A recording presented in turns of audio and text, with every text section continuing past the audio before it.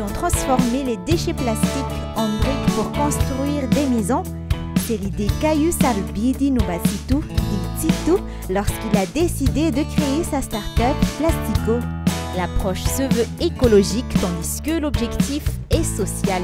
Tonga le Plastico moa zany a dia fahitana le tanàna hoe maloto ny tanànantsika dia le rano koa miakatra hita be reny amin'ny saison de pluie zany hoe amin'ny andro fahavaratra dia tsapa le izy hoe anisany mahatonga an'izay le fahatsetsehana ny kanala amin'ny alalan'ny plastika dia izay zany natonga le initiative hoe maninona le plastika raha ampiasaina amina zavatra tsara zany tena zavatra ataon'ny Plastico zany dia manangona ny fako plastika dia mamadika anazy ho lasa brique dia avy eo les briques anamboarana trano. Les briques de Plastico ressemblent à de grandes pièces de Lego. Pour le moment, seuls des prototypes existent, la société étant encore en phase d'expérimentation.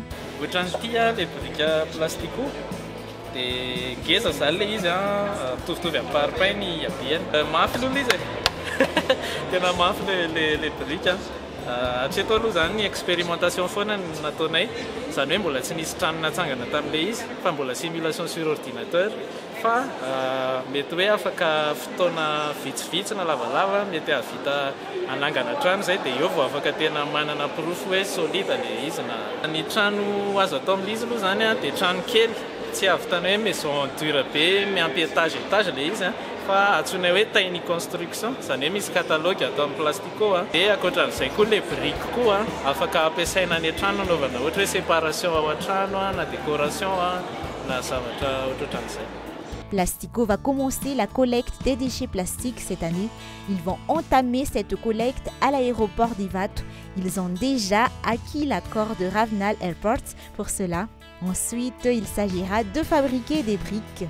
Ny plastika ilaina aloha zany dia tsy hoe ny plastika rehetrarehetra no ilaina fa misy karazana le izy hoe HDPE, PET, sachet koa tiana eo andramana fa mbola anatin'ny expérimentation moa zany amin'izao fa raha ohatra hoe tavoahangy zao ndraisiko ohatra dia mavita brique anankiray dia tavoahangy eo amin'ny 7 isa eo. Plastico a de grandes ambitions pour le futur et un soutien de taille.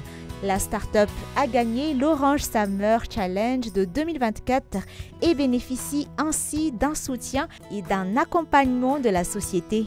Hatreto aloha ny Plastico dia mbola start-up zany hoe 3 volana teo zay 4 volana teo eo zay no nisian'ny Plastico teraka tao anatin'ny Orange Summer Challenge zany hoe concours izy io dia tao no teraka dia izaho moa nitondra ny projet dia nifaninana dia izay no nahazo larana voalohany eo andala mpametrahana ny méthode rehetrarehetra na collecte sy ny transformation sy ny ohatrohatran'izay rehetrarehetra fananganana trano sy ny tariny.